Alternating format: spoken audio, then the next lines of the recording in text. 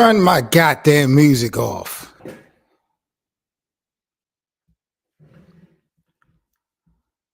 All right, y'all. What's up, man? Good morning. Almost good afternoon. Welcome back to the Best of Seven Sports Talk. Y'all know the vibes and y'all know who I be, man. Your host, Seven Mitchell, man, back with some more NBA talk. It's revenge tonight. It is revenge tonight. Ben Simmons is going to be returning to the court playing in the Brooklyn Nets uniform facing the Philadelphia 76ers. We're going to talk about this game, and it's going to be televised. We're going to get into that, man. This is the Best of Seven Sports Talk. I'm your host, Seven Mitchell, as always. Salute again to the NBA community. Y'all know what this is, man. This is the NBA Open Court.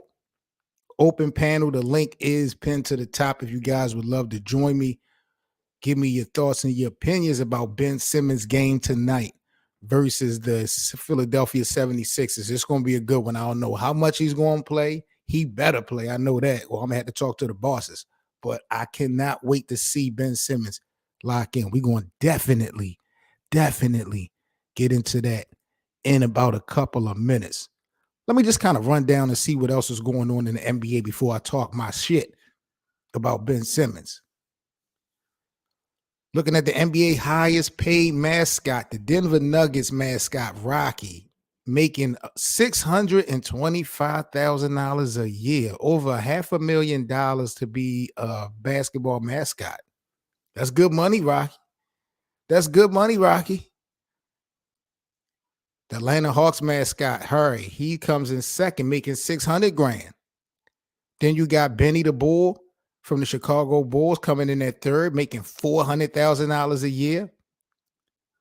Go, the Gorilla from the Phoenix Suns, coming in at number 4, making $200,000 a year. And Hugo from the Charlotte Hornets, last but not least, makes $100,000 a year to be a mascot. These are the 5 top NBA paid mascots going down in the league, man. This is a good life to live, I guess.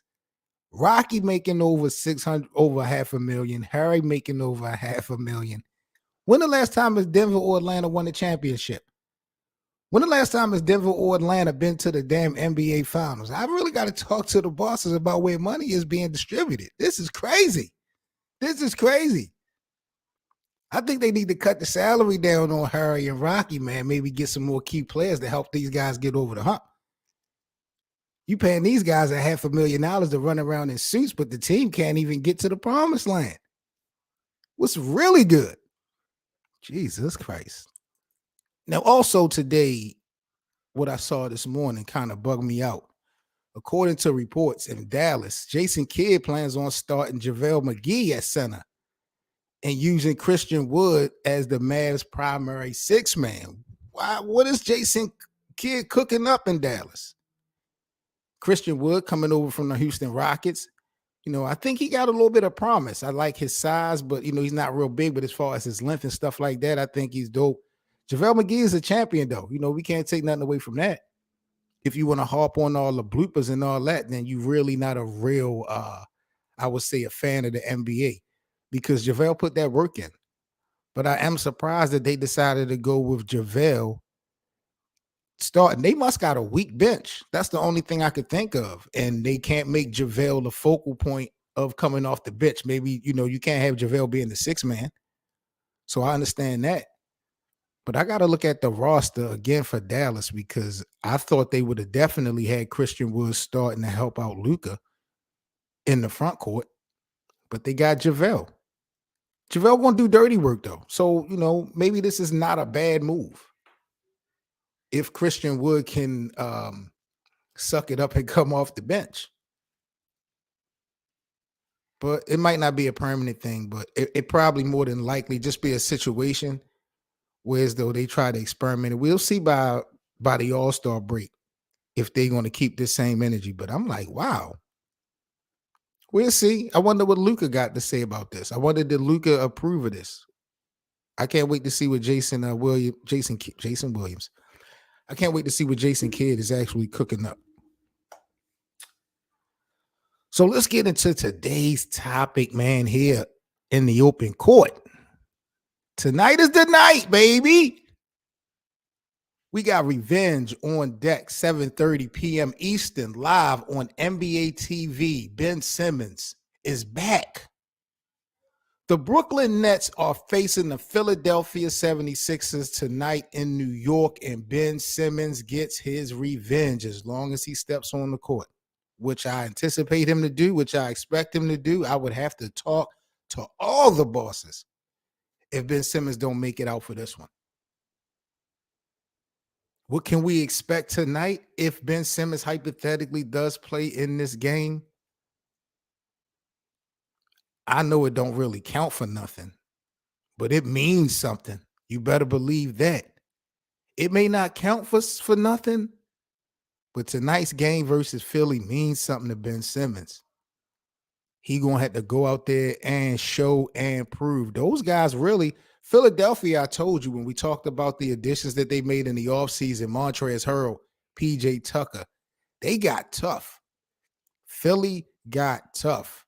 And I think they have catapulted once the trades and the free agents moves was made. I gave them what? Top 5 easy in the Eastern Conference. If they wasn't already, maybe top 3.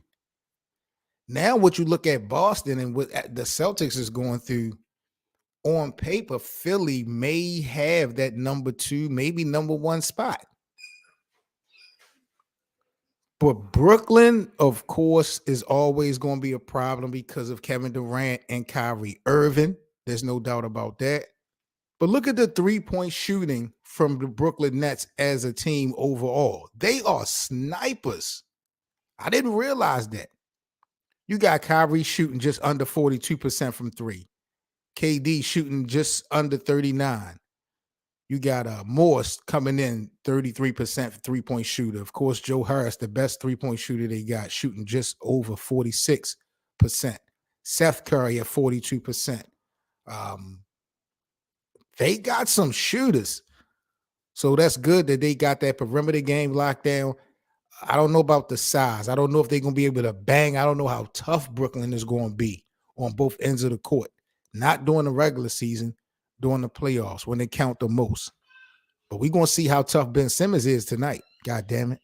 Ain't no doubt about that. Ain't no question about that. I'm happy. I'm hyped, bro. I'm really am hyped. I really am hyped. And I don't care about the stat line from Ben Simmons tonight. He don't have to score 40. He don't have to get a triple-double. But I want to see him attempting everything. I want to see him attempting 3-pointers. I don't want to see him passing up anything under the rim. I want to see some pizzazz because he's a good facilitator when we talk about ball handling. Like, I remember there was a point people used to compare his court vision to LeBron's. So, sometimes you might not need to have Kyrie with that ball in the hand. That's going to allow Kyrie to play off the ball. We might see a lot of different things from Ben Simmons tonight. May not be for a long period of time. I don't know how many minutes he's going to be playing tonight. But experimental-wise, oh, yeah. I got Ben Simmons showing off tonight, y'all. I think Ben Simmons is going to get in his whole bag tonight. He going to show everybody what he can do offensively. 3-time All-Star. He going to show everybody what he can do defensively tonight. And I think everything that people say he can't do or he won't do, like shoot 3-pointers and stuff like that, he going to be giving it up. He going to be giving it up. Like I said, this game don't mean nothing, but it doesn't count for anything. But it definitely means a whole lot. And I believe after everything that Brooklyn has went through, the last thing they don't want to do is not be there for their guys. Ben Simmons is new to the bunch, but still at the end of the day, this is a unit that they know is under the microscope all season. So this is going to be a good test as far as chemistry, as far as the mental capability, stability, where they at. I got them winning. I even got them winning tonight. But if Philly wins tonight, then depending on how they win, it'll just prove my point. So I'm not trying to play both sides of the fence. But depending on how Philadelphia look, you're going to see why I said they really could be projected to be one of the top 2 teams in the Eastern Conference. I just feel like they are actually gotten that better and that tougher. So we're going to see tonight. It is going to be televised on NBA television. Ben Simmons revenge game in a Brooklyn Nets uniform. Finally. And he's going to be facing his old team, the Philadelphia 76ers.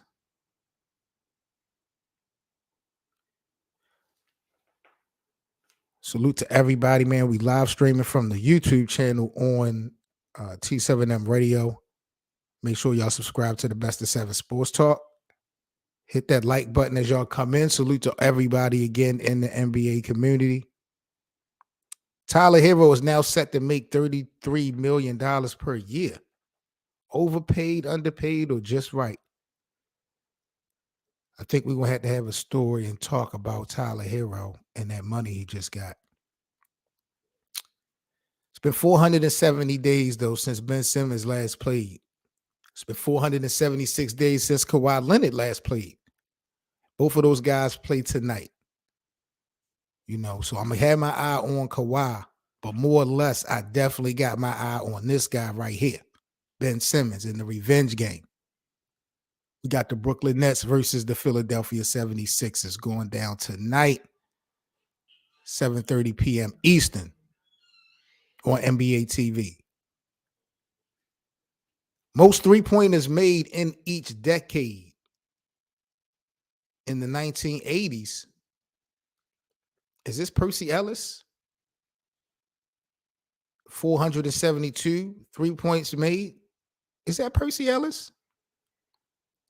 Reggie Miller was the leader in the 90s. He had 1,543 3-pointers made. Ray Allen in the 2000s with 1,974 threes made. Steph Curry took over the 2010s. Steph Curry made 2,483 3-pointers in the 2010s throughout that decade. And believe it or not, this decade in Sacramento, Buddy Hield is leading the way with 815 3-pointers made. I didn't know. I knew that Buddy Hield was efficient when it came to shooting threes, but I didn't know he was putting them up like that. And he's being in talks of being traded. So I don't know what Sacramento is doing, trying to get rid of really the only thing they got.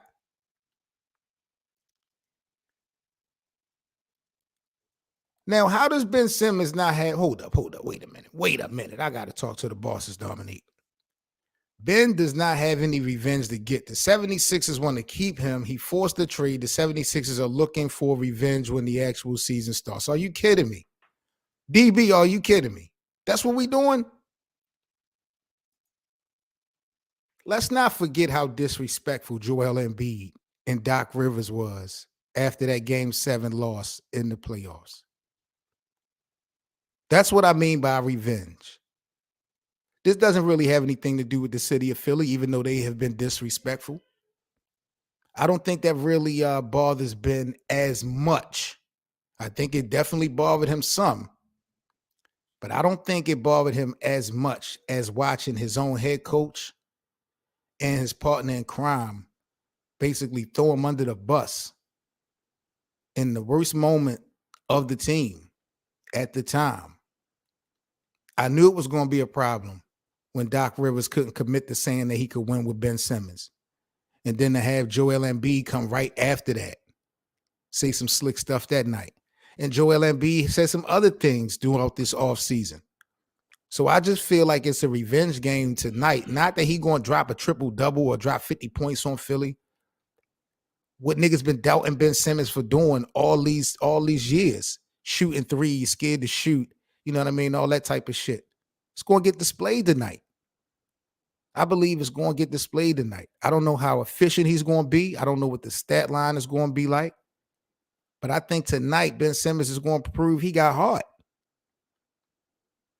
And everything that the Nets done went through on the offseason with KD and Kyrie, Coach Nash and all them, these dudes are going to fight and go down what they got tonight.